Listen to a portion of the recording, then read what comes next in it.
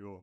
I understand people will be upset. Who wouldn't? But the goal isn't simply to just punish people, it is to prevent cases from happening in the first place. To achieve this, it requires a more rational mind, not an emotional one. If we were more proactive and less reactive as a Panth, then we wouldn't be crying about it on social media for about a week every time it happens and then forget about it when the next issue pops up to anger us.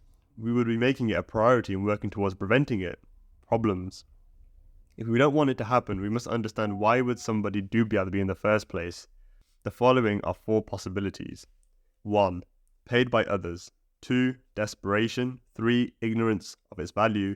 4. Mental illness. Clearly something is wrong with your head if you think this is acceptable.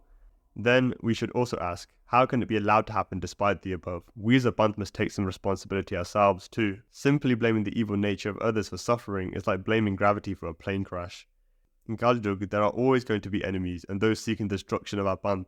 Hence, we must also take care in covering our bases and embodying the virtue of being Tyar Pratyar before blaming anyone else. There's no point blaming others if we don't take any precautions ourselves. There are 2 main factors as to why we are failing in this in my view. The first factor is that there's not enough Beradars, and the second factor is that there are too many Sarups. So, solutions. I am now going to list a range of solutions now, not as a list in which we should just pick one from, but as a set of things I believe should be done in tandem. In cybersecurity, there is a concept of redundancy where there is no reliance on any one single system for security. What they do is stack up multiple security measures to account for the imperfections if each were applied on its own. By layering multiple solutions on top of each other, we reduce the gaps and lower the risk of failure. I use a similar approach when outlining Azadism's conception of a modernized missile system in the Azadist Manifesto, and I'm going to use a similar approach here. I will list them out, but bear in mind that my recommendation is to do them all, not just 1 or 2. Let's start with our own Panth's responsibilities first, since honestly there is no point changing others unless we change ourselves. So 1. Beradars. This should be fairly obvious, and I wouldn't expect much resistance to this ideal that we should hire full-time security guard Sarups.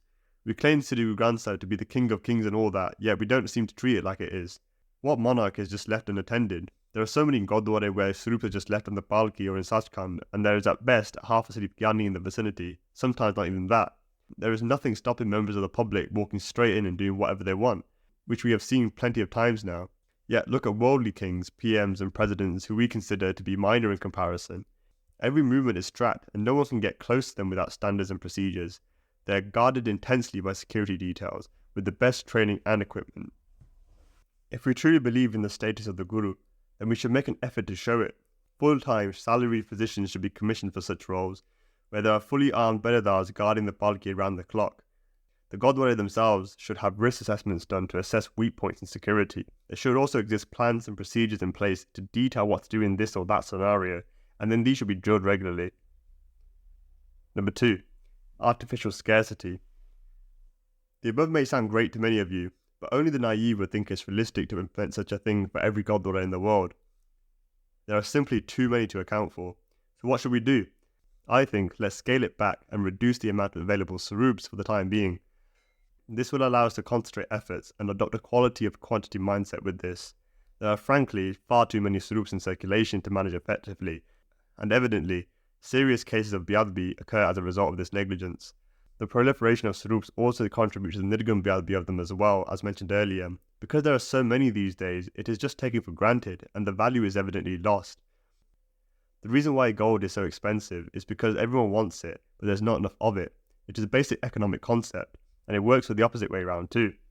When something is so readily available relative to its demand, then the price of it goes down. This is what I believe has happened to the value of Sarups in people's subconscious minds. This is why we may say all the praises and act all holy outwardly in the Gurdwara, but as soon as we are out of the building, we go back to our same old ways, which is again another example of Beadbi of the Nirgun aspect of the Guru.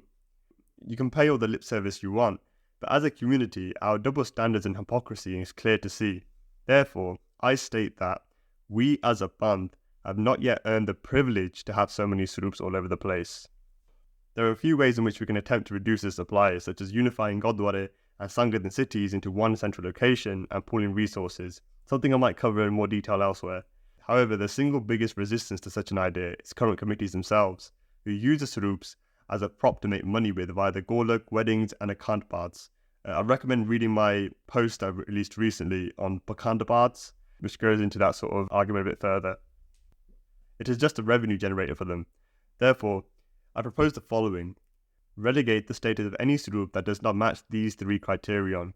1. Handwritten, 2. Ladivad, and 3. It has to match the spellings and include all the characters and sections of at least one of the Pratambis. All Swarups of the Sri Guru Granth Sahib that do not meet this criteria should no longer be considered a Sargun Swarup of the Guru at all.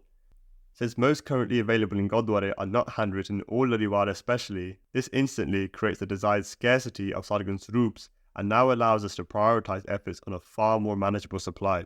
Any Swarups that do not match the above criteria at best would now be seen as a Godka or a Poti Sahib, obviously still worthy of Satkar, and at worst an unverified Swarup. The latter is particularly important as it would take away any power philosophically from those who print Swarups with the sections removed or spellings of Panth altered. I shall call this the Ram Rai protocol. The handwritten requirement also helps mitigate the risk of manipulators, since writing all of Gurbani by hand is a long, resource and labour-intensive process. This will not only make it far harder for the ill-intentioned to create Sargun Swarups of the Guru and match the above criteria, but all people in general.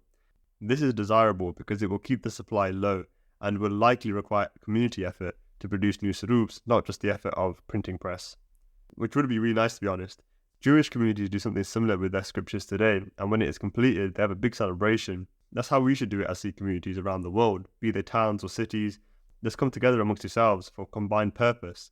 You could get members of the Sangha to contribute to the Angs as well, and it will be an experience that sticks with them for life. We need to make Sikhi so much more interactive in general, rather than just going to the Gurdwara, Mutadek, eat langar and go home. Additionally, how do you think we used to have Swarups before the printing press? Exactly like I'm explaining above. Producing a new one would be a big thing, and there were so few in existence. You would need to go out of your way to go see a Sargun Swarup of the Guru Granth Sahib, and even the human manifestations of the Guru. And that would increase the perception value that we seem to have lost today. But what about existing Gurdwara? Gurdwara without Swarups of this caliber are no longer Gurdwara, since there is no Sargun Swarup of the Guru enthroned there. Henceforth, these should be reclassified as Dharamsals or Shastrakars, just as was the case before the printing press. This will do us some good as well, as it will take some power out of the hands of committees and Sangha to do all sorts of projects in those buildings right now with no regard to where they're at. The best part of all this is that it requires no top-down team of enforcers to go around and conduct removals. All it needs is for people to change their perception. I, for one, have already done this already, so I've already taken this first step, and I encourage others to do the same. Obviously, it's not the whole solution, but it allows us to more effectively prioritize and focus efforts on the reduced supply. The next steps would be to make an openly accessible database of all currently available Swarups that match the above criteria, and to record any new ones that are made by communities. This database should include all relevant information such as live location, what bead it is based upon, etc. Maybe we could even leverage the use of blockchain technology to facilitate this, an actual practical use case blockchain technology perhaps, rather than just making gambling tokens. Or perhaps we could use alternative decentralized data solutions like IPFS.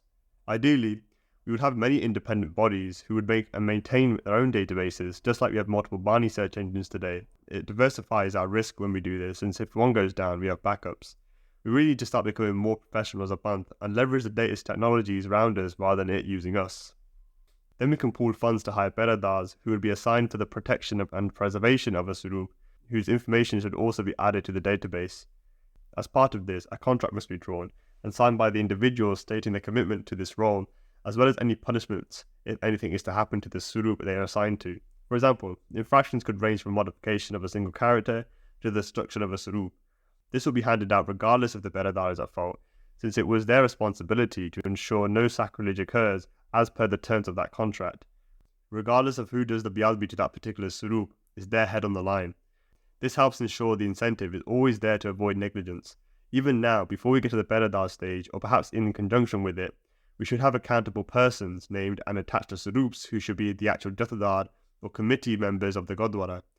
Hopefully, that makes some of the power hungry in the Panth think twice about taking up such responsibilities. Lastly, these Swarups should be made accessible by Sangatan who follow set procedures alongside an appointed Beradar and check to see for any mistakes in any new Swarups. This could even be done digitally by setting up a high-definition camera inside the Palki itself as the Granthi reads through the Angs, so that Sangha from around the world can help regulate this aspect. If even a single letter is missing or smudged, that Swarup will be flagged on the database, alert sent out, and it is declassified with the Guru status until corrected. If any tearing or damage is done, that too can be picked up and rectified ASAP. We could also be utilising artificial intelligence to set up automated detection systems and warning alerts of things. The whole idea with this is to scale back get it right and to a standard we should expect for the King of Kings, then expand as per these standards. Quality over quantity first, and then later quantity of quality with the correct foundations. But the first step of recognition of what constitutes a Sargun Swarup of Guru Granth Sahib is an individual responsibility, not any institutions. Don't be sheep waiting for the Akal Takht Jathdars to tell you what to do. They aren't popes. The more of us who adopt this line of thinking, the faster we can move to the next steps. So first conquer your own minds. Mane jeete jag jeeto. If we don't take this first step, then many of the other suggestions are so far outside of realism it poisons optimism in any effort. But if we can scale down and prioritise the Swarups that match the 3 criteria, going to dub this the Tregun, then it is a more achievable task, and it can snowball into greater accountability via the systems we build. Eventually, with those systems, we can expand efforts to non-criteria Swarups too, as appropriate. But let's do this step by step, and then ask your Banthic orgs to get involved too. We create so much roll on social media for problems and self-victimization, but no one should ever share solutions. Are we that demoralized as a Panth that only victim narratives are pushed?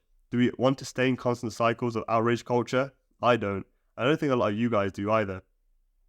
Now let's deal with the first set of points I listed at the start of the section as to why people would do